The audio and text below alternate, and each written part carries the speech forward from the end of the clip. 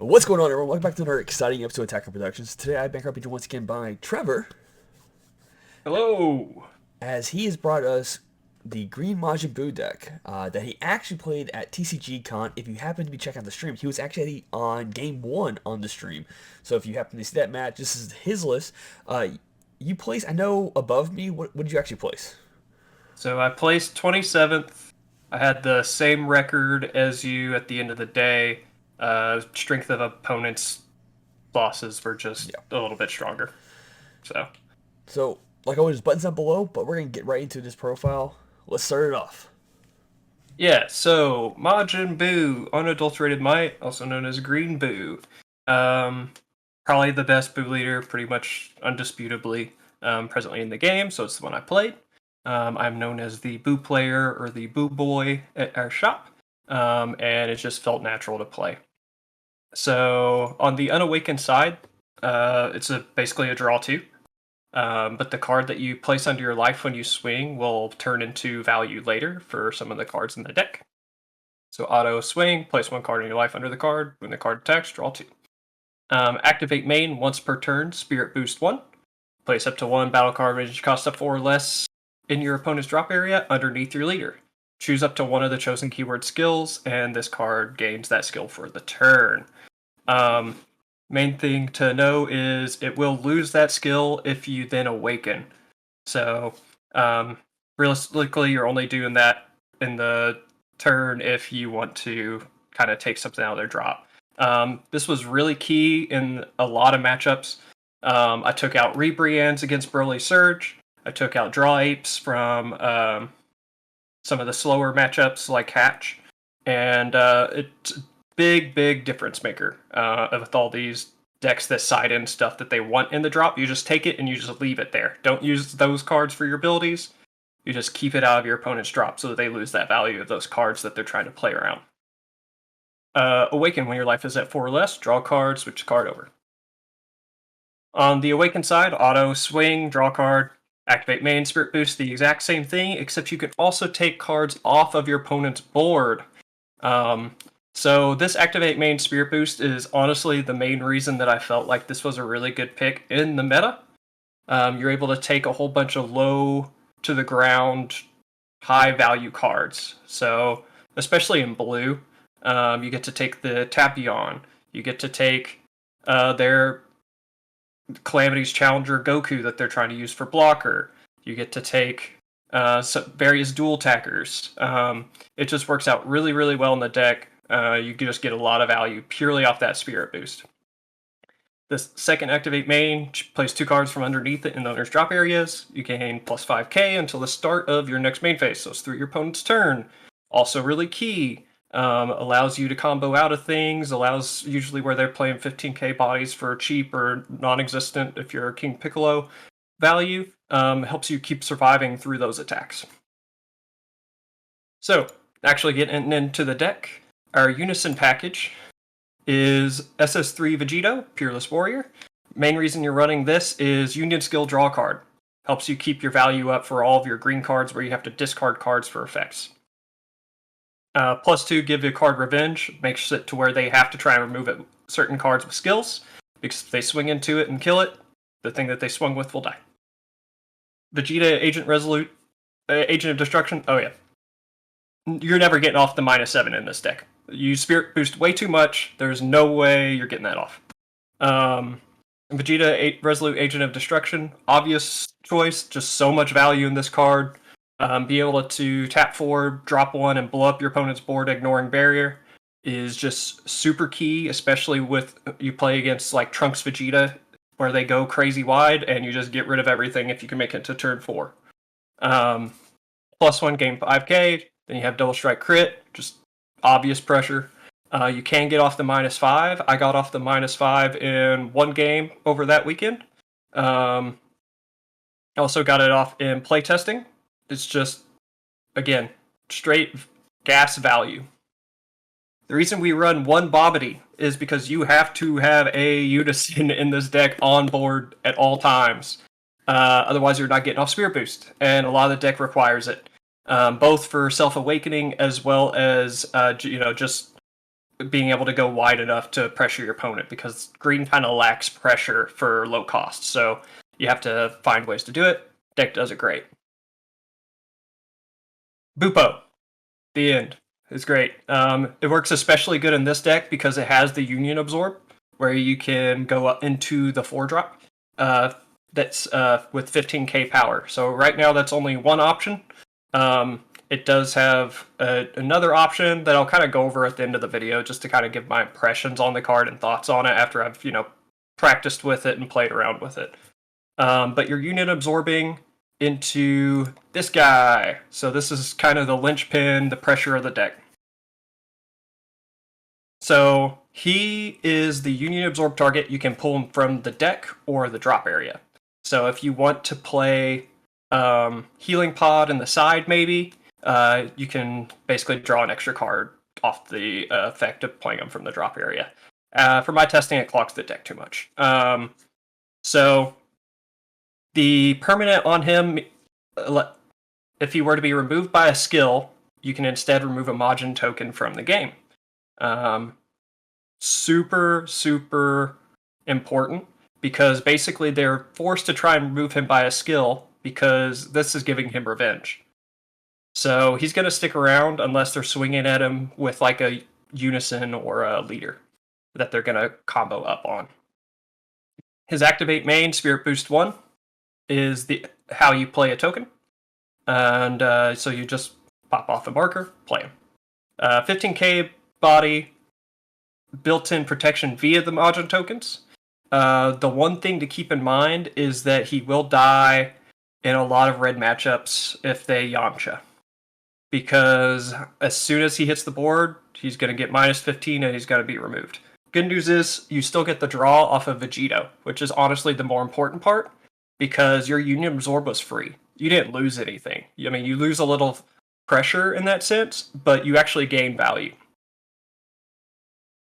And his auto is the whole reason that you're running this Bobbity, because he's able to search out this Bobbity out of your deck if you've not seen a Vegito, which I ran into in testing. At first, I was like, I don't need Bobbity. Bobbity's bad. Bobbity's not bad. Bobbity's important. You have to drop a card whenever you grab him out of deck, but if you don't see Vegito, you have to grab that Bobbity. Bobbity's in your life, well, that's another story. The 1-drops that make the package run outside of the Bupo for the Union Absorb, we run 4 of these and 3 of these. Reason being is we are not running enough Majin Buus to warrant running 4 of these, but you still want to run at least 3. This one draws a card when you play it. This one searches top 5 for a Majin Buu card, energy cost of 5 or less, so you cannot grab like the SCR, but that's Majin Buu Zeno anyway. So these are your turn 1 play, your cantrips. They have the Union Absorb, which allows you to go into the Majin Buu Mighty Absorption by taking a card from underneath your leader and placing it underneath of one of them. I like the idea of also searching for your Majin Buu negate with that top 5 search. Exactly. And there were definitely, if you're playing against, in particular, something like Gogeta Zeno, where you really need the flood effect to keep yourself alive, because they're not going to have a big hand, you will play that 1-drop Never-Ending Absorber to dig for that 2-drop if you didn't get it in your mulligan. And I'll kind of go over matchups at the end on like the line of play, because this deck was super hot at TCG Con. Everybody that saw it was like, send me your list, I gotta look at it, let's talk about it. The guy I faced, the guy beside me, the guy beside him, 2 seats down, telling me I was a filthy hand control player. I'm like, dude, it's got a little bit, but it's not. So, you got called a filthy hand control player. I did. And I was like, well, at least it's not only our shop. So, yeah. Dormant, I mean, works out great. You're going to use it. Pop 2-drops, 1-drops on the opponent's field. It's just a necessary evil of green so that you don't die. Frieza Charismatic, again, free counterplay, pop something 7 or less, not ignoring barrier. It also allows you to play this guy. So this guy is important for the deck, not less so for the hand rip, but more so because you have a green 20k indestructible body on board. Because we're also running, let me count, hit Assassin Strike. So I only run 2 of each of these for obvious reasons. The deck's already super tight because of all the engine that you have to fit into it. But this hit Assassin Strike won me my Broly Surge matchup hands down. The guy had never played against the card because nobody plays against green because green's bad apparently. So he had to read the card and then he went, "Oh, I think I'm gonna lose."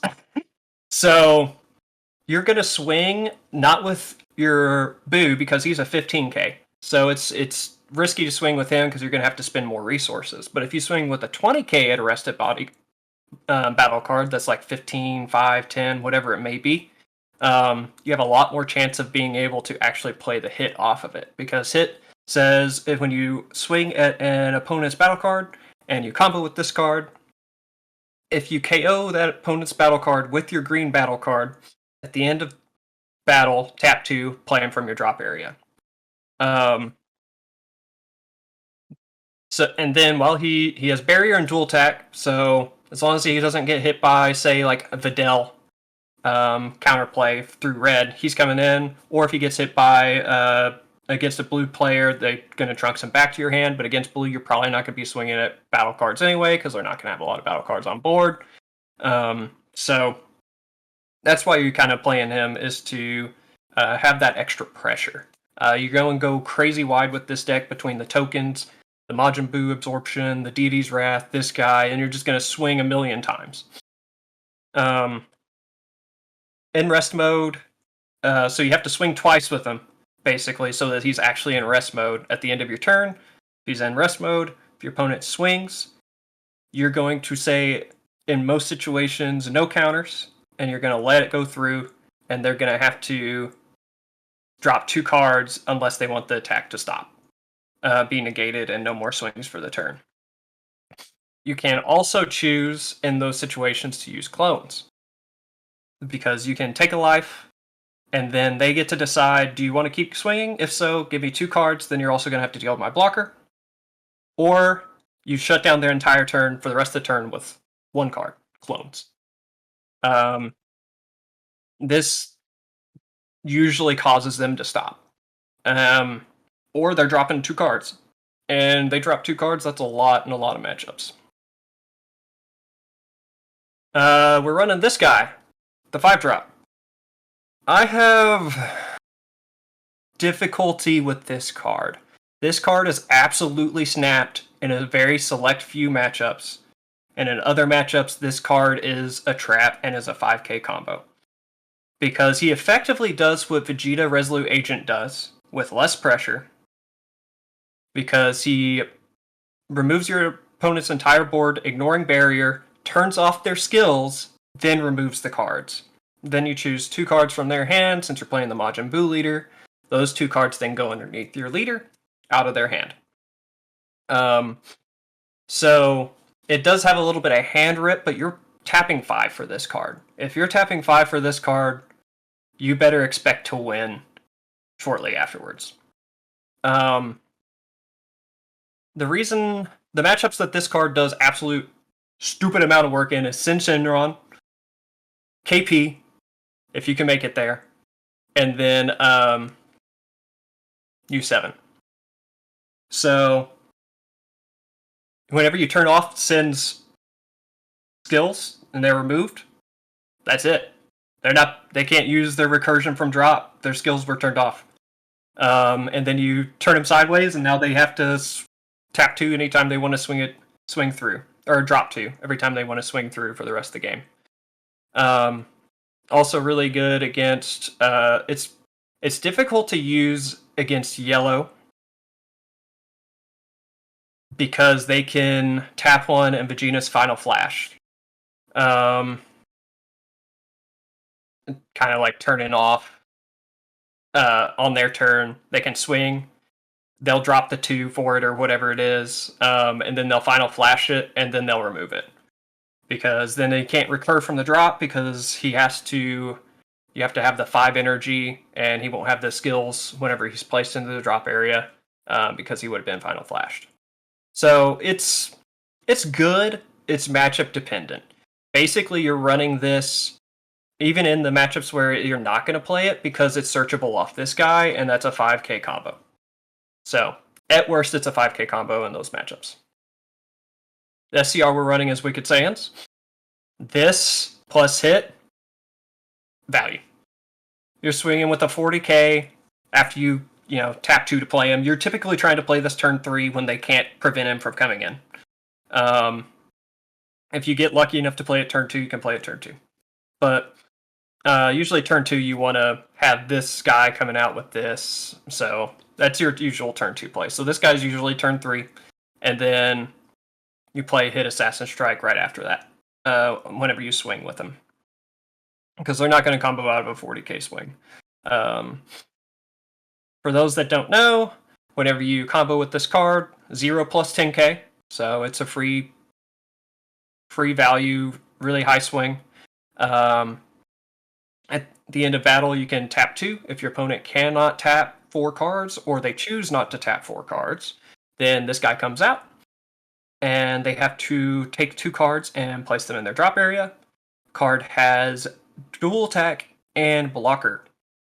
Dual attack, especially in this meta, is huge. So you can swing with this guy at a rested card, combo with it. If you got 45 swing with that, chances are they're probably going to let it die if they didn't negate it. And then you're going to play hit afterwards and have another 20k dual attacker. This did bad work this weekend. It makes me wonder if I can fit more of these in. Probably not. Again, the deck's really tight. But this is straight gas. You're playing green, you need targets for drop for Dormant and Bupo. Rebrand's just an obvious choice. You can fit them in the deck. If you feel like you have to charge it, you can charge it. It's a green energy. SS4 Bardock fighting against Fate. Obvious Overwhelm choice. 25k dual attacker. Champa.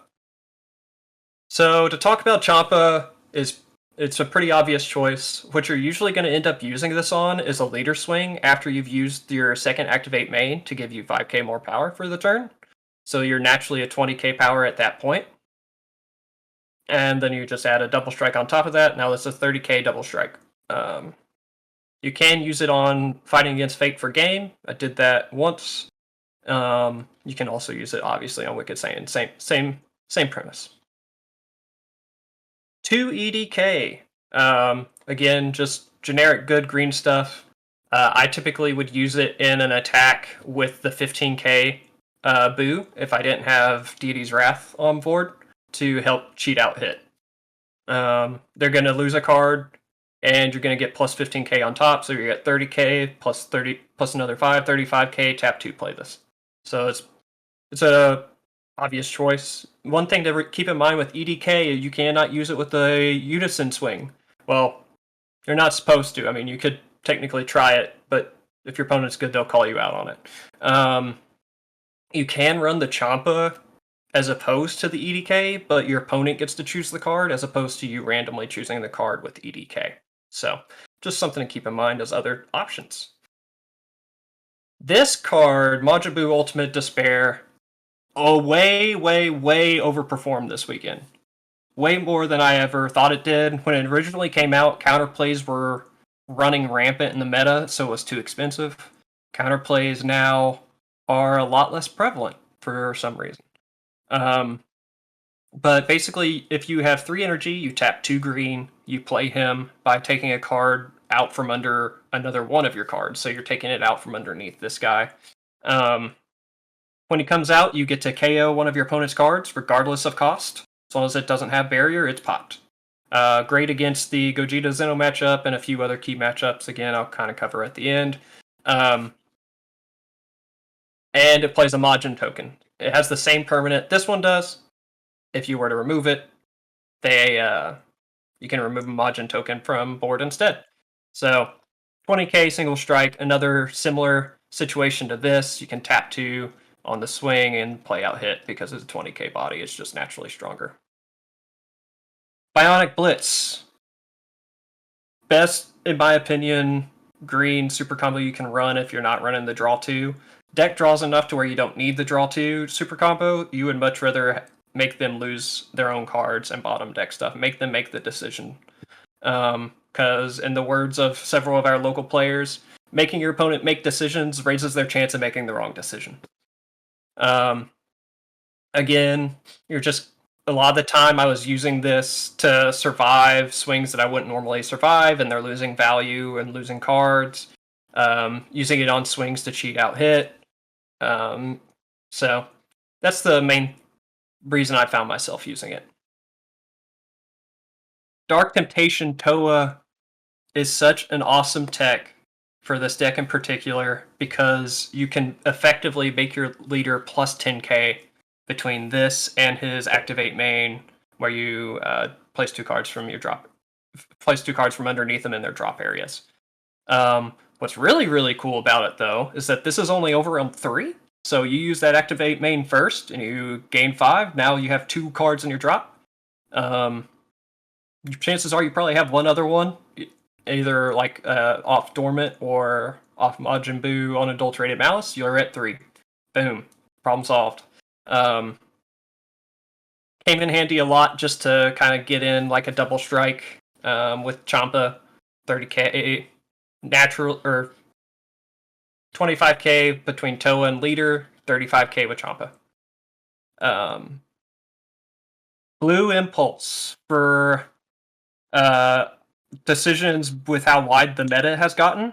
If they play a counterplay card that plays a card, like, or counterattack that plays a card like Mecha Frieza, you then just tap 1 and you blow up their board. It doesn't ignore barrier, unfortunately, so some matchups it's not super great, but kind of a slept on card in my opinion. Whenever it comes to the sideboard. Okay. Sideboard, I think, needs work. It is my number 1 takeaway from the event. There are a few things that I'll change, but this is what I ran. 3 BMS for primarily the Trunks Vegeta matchup. Again, you don't have a lot of barrier removal outside of Vegeta.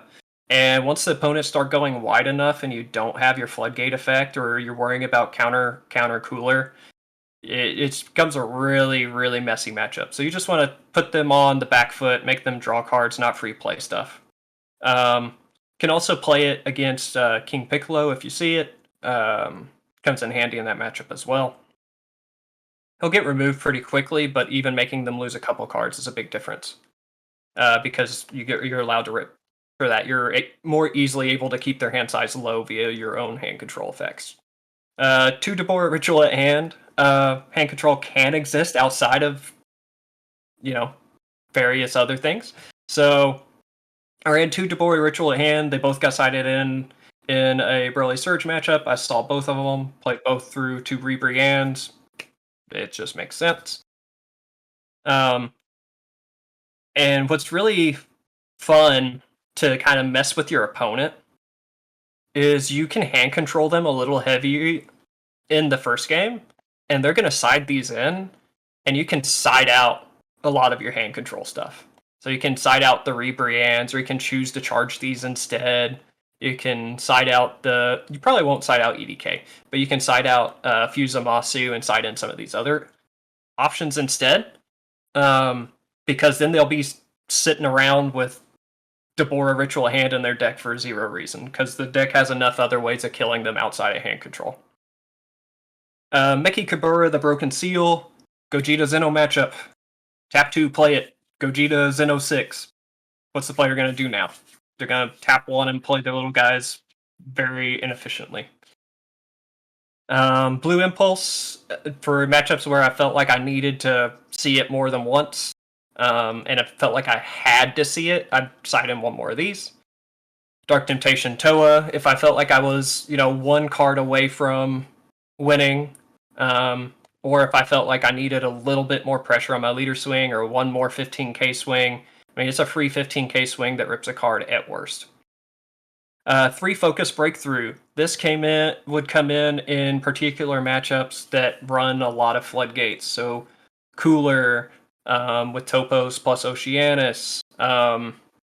hatch, all that kind of stuff. Because those floodgates have to hit the board. You'll be at 4 life in most matchups after round turn 2 or 3 at worst, and you'll always have this energy open. You just prevent it from hitting the board because all the stuff you play on your turn is really cheap. Homicidal clones, another one. I already run 2 in the main board, but an extra one if I really felt like I needed to see it for those taller board, less wide matchups. Rosie Blast Manipulator. I was thinking about running Commemorative Photo as a meme here instead, but a buddy of mine convinced me, don't waste the slot, even if it is fun. At least run Rosie. Honestly, after losing to David Applegate, who placed 3rd in the event that was running Hatch, I wish I had more Rosies. Sideboard Rosies. Honestly, like, it's so freaking important, especially if the meta stays the way it is. I imagine Hatch is going to get more and more popular because it's literally anti-meta, where we're going crazy wide for crazy cheap. So you need these triple attack, dual attack, and this deck kind of lacks those naturally since it's a whole bunch of single wide swings. One more Majin Buu 4-drop. If I felt like I needed more early-ish removal before turn 4, he would come in, or if I felt like I really needed more consistency. Though really, most of these cards, like this, the Focus Breakthrough, the BMS, these would typically go in whenever I sided out my hand control stuff. Because I knew they'd be siding in Deborah's, and then those would go in place of the hand control. Extra 5k combo, extra prevention of floodgates, can also be used against Deborah on your EDKs or your Fusamasu, because Deborah has to actually hit the board to get the draw 2. So this weekend I played round 1. I played against the multicolor Bardock leader on stream. The guy was really, really fresh back into the game. Kind of had to walk him through some of his plays. Unfortunately, I'm not super familiar with the deck. I was just trying to help him out because I really felt like it was pretty much a for sure win for me. Unfortunately, it was on stream, so unfortunate for him. Round 2, I went up against U7. I'm pretty sure the guy topped the event. It was just a terribly fast match. Basically, he just won off the SCR every game. I feel like with this deck, you're gonna have to side in the Meki Kabura, and then you're gonna have to either say the SCR or Goku. Take your pick depending on what they have in the drop. Just make sure you look at their drop before you make the call.